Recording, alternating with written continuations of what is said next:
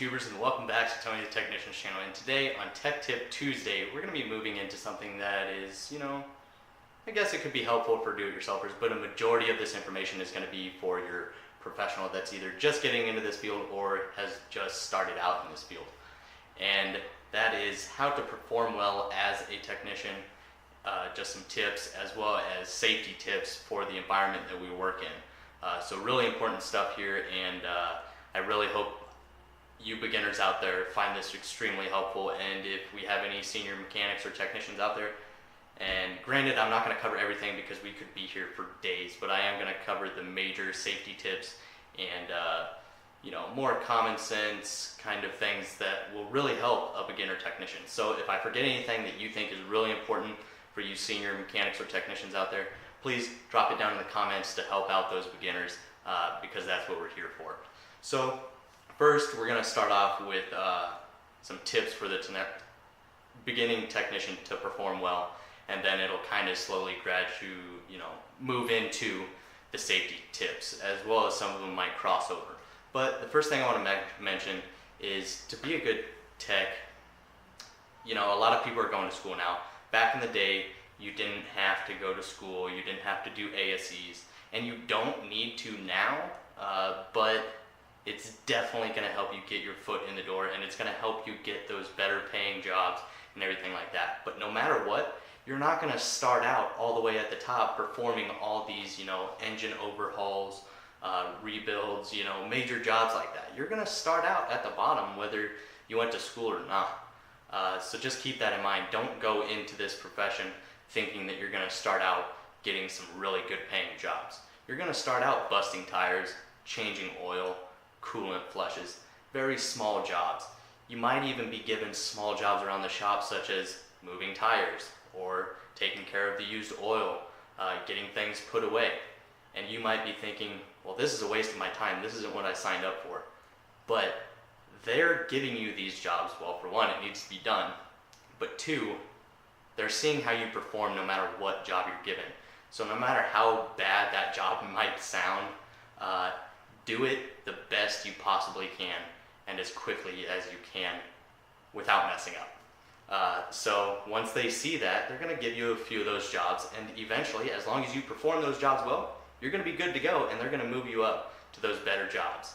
And obviously, they're going to keep you at each section for a little while so you can get your experience and become really proficient at it. Because even if you go to school for this, that doesn't mean you've done all these jobs a lot of times. You might have done, brake jobs 15 times. That doesn't make you proficient in it, because there are a lot of different vehicles out there, and the brake systems are very different. Same concept, but very different. And then next, we're going to move into, when you're given those small jobs, it might not take you a long time to do those jobs because you want to do them quick and right the first time. But if you weren't giving that many tasks that day, that doesn't mean when you're done, just stand around with your thumb up your butt. You really need to be doing something, seriously. They're going to be looking at you, and if you're just standing off in the corner, like playing on your phone or something like that, that really shows them your character and your attitude towards the work. So it's very important to always have a great attitude.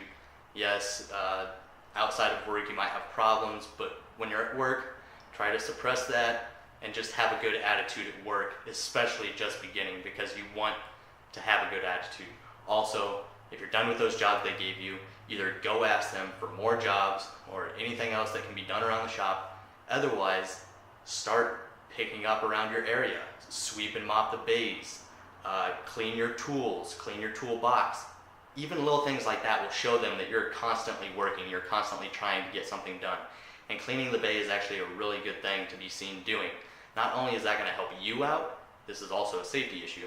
You want to keep all the spills, all the dirt and everything off of your floor, because for one, it's going to prevent you from slipping and falling and hurting yourself and others. And if you ever drop a fastener or something down on the ground when working on a car, having a clean floor is very important. If you have a dirty floor, good luck finding that fastener. But if it's nice and clean, not only is your boss going to be happy, but you're going to be happy because you're going to find that fastener a little bit faster. So let's move into what I got next. Another thing that I want to talk about is organization, another big thing in the automotive field. Now, I already have a video on it, so I'm not going to go into how to organize your toolbox and good ways to go about it, but just keep in mind, An organized toolbox, organized work area is not only safe, but it also increases or decreases the time it takes you to do a job. So it's very important to be organized. Also, no matter what job you're given, this kind of goes back to what I was talking about before. Even if you've never done it before, don't tell them, I can't do this. I don't know how to do this. Try. If you don't know how to do it, look it up online. Look it up. Information is out there everywhere. So at least try and try your best. If you can't do it, then ask around to some of the other techs that have been there a little while and see if they can help you. If not, then because sometimes the techs are going to be very busy and they're not going to be able to help you all the time. So if you really can't get it done, you can't find the information online, then let them know, hey, I could use some help on this. I've never really done it before. But always at least try, because that's what this field is all about. Nobody out there has done everything, I promise you. So not everybody's not proficient in everything, so at least try. Now going back to what I also said a little bit ago about the ASEs and going to school, ASEs are definitely going to help you. School is definitely going to help you. Back in the day, ASEs weren't a big deal, but nowadays it's really important actually. A lot of you guys might not think so if you've already been in this field and you know they're not requiring you to have ASEs. But now when you're trying to get a job in the automotive field, they really are looking for those ASE certifications, as well as you know, at least some experience or schooling for it. Another very, very big thing, not just ASEs, but keeping up to date with the information of the automotive field. This field is constantly changing. So if you want to be a good tech, you need to stay up to date. That involves a lot of reading, a lot of research, because you really do need to keep up to date with all the different vehicles, changes that's going on. So when you get a vehicle that comes in, you've at least read about it, you at least know a basic understanding of it.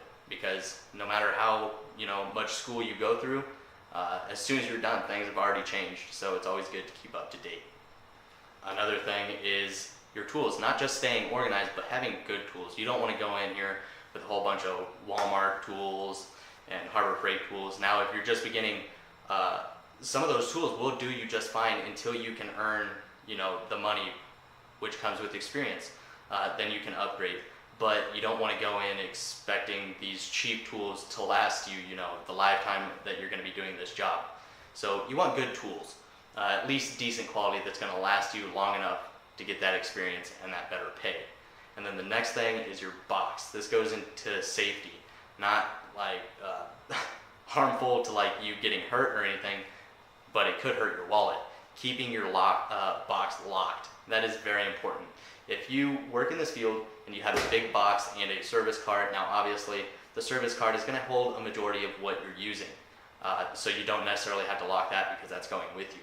But your box, anytime you're away from it, it is very important to lock your box, because everybody in this profession has invested a lot of time and money into their tools. It is a big investment. So it's very important to protect them and keep them locked. So I've already went over like spills and keeping the bay clean and being organized. That's gonna, not only make the jobs easier for you, but it's gonna make for a safer environment when you're working. But another thing I want to cover is, yes, a lot of older gentlemen in this field, they might say, oh, I never wear gloves, I don't need gloves, whatever. Well, no, it's not because you have sensitive hands. It's because the stuff we're working with in the automotive field is actually very dangerous to you. And what's the biggest organ in your body? Your skin. It absorbs everything. So if you're working with brake fluid, all the different fluids, chemicals, and everything, your body is absorbing that whenever you touch it. So wearing gloves like this isn't going to just help you or protect you from absorbing those chemicals. It's also going to, help you when working around a hot engine bay and stuff like that. It also has some impact-resistant cushions on it, so it's very helpful. But there are a few, downsides to gloves. Not, obviously they protect your hands from heat and chemicals and everything, but sometimes it can be really hard to grab fasteners or little things that you drop, or when you're trying to grab something, and you really need to be able to feel the component that you're working with. Now those are times where you might have to just remove the gloves and get your hands in there. But the majority of the time, the nitrile gloves will really help too. Wearing these bigger mechanical gloves really prevents you from feeling what you're working on, but they really protect you. Whereas the nitro gloves, they're not so much as protecting you from, getting your hands injured, but they will stop your skin from absorbing the chemicals. So on some components, you might just have to take your gloves off and deal with it because you really need to get your hands on. But any other time, I try to keep my gloves on because I don't want to, have organ failure when I'm 40 years old. Another big thing is eye pro. Yes, a lot of people don't like eye pro because I can't see as well, I can't work with them, they annoy me, they hurt my head, but guess what? How many pairs of eyes do you have? We're not lizards, we're not going to grow them back. We can't grow our hands back if we get them crushed. We can't grow eyes back if they're lost. And we work around a lot of dirty components. That means dirt, rust, debris, a whole bunch of stuff that can get in your eyes, and you're done with your career. There's not much you can do after that. So eye pro is definitely a good thing to have. Another thing that's extremely important is loose clothing. You don't want to be wearing baggy clothing because when you're working over the engine bay, if you get your clothes stuck in a belt, in a fan, anything like that, that could be extremely dangerous to you. Now, not only loose clothing, not only is that the only thing that's dangerous, but wearing metal, such as a wedding band, a necklace, earrings, all that stuff, that can be very dangerous, not just because it can get caught in components and pull you into the engine bay, but they're metal. If you're working on electrical stuff, you could be in for a really bad day.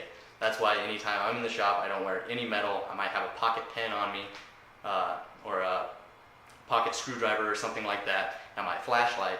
But as far as a necklace, earrings, wedding bands, I use this rubber wedding band because if it gets caught in anything, it's going to get ripped off before my finger. Whereas if your metal wedding band gets caught in something, you might not be so lucky. Other than that, it's also very important to have steel toe or some kind of shoe that protects your feet, just in case you're working on something big and you drop, let's say, a transmission on it. You don't want to be losing your toes, so it's very important to have good, comfortable, and protective boots or shoes. Another important thing around the shop is when you're using the lifts. If you're a do-it-yourselfer, you're probably going to be using a jack. So if you're using a jack, make sure you're jacking it up in the right position or the right area. Also, make sure to always use jack stands. Besides that, if you're using a lift, make sure if you're on a car, you're on the correct pinch welds. And if you're on a truck, make sure you're on a good part of the frame to where the truck or car is going to be balanced well. Once you get it on the lift, you want to raise it a few inches off the ground, give it a good shake, make sure nothing's going to fall. Make sure you're going to be good to work underneath of, and make sure before you start working on the car is lowered onto the locks. And that is very important. But alrighty, YouTubers, so I believe that's it as far as safety tips and ways to perform well as a technician starting out. Now, obviously, there's a lot more things that could really help you out in the field, but that comes with more jobs, more experience, and more time. So maybe I'll do a video later on of more experienced mechanics, things that they like to keep their mindset on and stuff like that. But as far as today, that's all I have for tips on performing well as a tech and being safe in the automotive field. But I really hope you guys found this video helpful and informative. If you did, please make sure to hit that thumbs up. Leave a comment down below if you guys think I forgot anything really important for the beginner tech. And as always, subscribe if you're not a subscriber. Thank you.